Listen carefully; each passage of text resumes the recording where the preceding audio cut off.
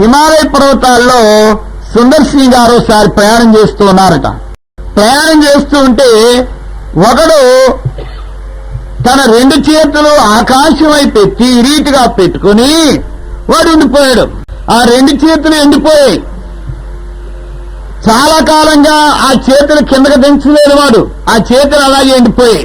అప్పుడు సుందర్ సింగ్ గారు వెళుతూ వెళుతూ, ఏమిరా ఎందుకలా చేతులు అలాగా పైకి పెట్టుకున్నావు, ఏం చేశావు అని అడిగితే, అయ్యా ఈ చేతులతో ఎంతో మంది ప్రాణాలు తీశాను, ఎన్నో దొంగతనాలు చేశాను, ఎన్నో హత్యలు చేశాను, ఎన్నో భయంకరమైన పనులు చేశాను, అందుకు నా చేతులు ఎండబెట్టుకుంటున్నాను. చాలా కాలం నుండి చాలా సంవత్సరాలు ఇలాగా నా చేతులు ఆకాశం వైపు పెట్టుకుని ఎండబెట్టుకుంటున్నా అని చెప్పాట.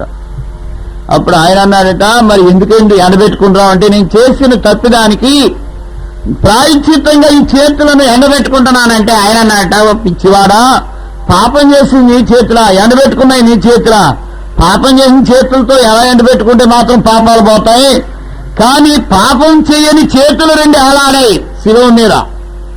ఆ రెండు చేతులతో యేసు నీ పాపములను కలగడానికి సిద్ధంగా ఉన్నారు కనుక నీ చేతులు ఆ చేతుల వైపుకు తిరిగి నమస్కారం చేసినప్పుడు, నేను పాపాన్ని ఒప్పుకున్నప్పుడు నీ చేతులకు ప్రాయశ్చిత్తం అవుతాయి, యేసు కళంకం ఎరగనవాడు అని చెప్పాట.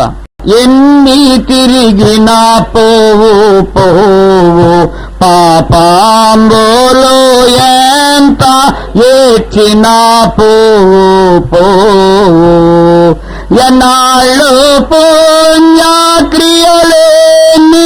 చేసినా పోవు, అన్ని చేసిన క్రీస్తు నాందో నమ్మినా గాని, ఎన్ని తిరిగిన పోవు, ఎంత ఏడ్చినా పోవు, ఎన్నిసార్లు ఏడు, దినమంతా ఏడు, నీ పాపాల పోవు.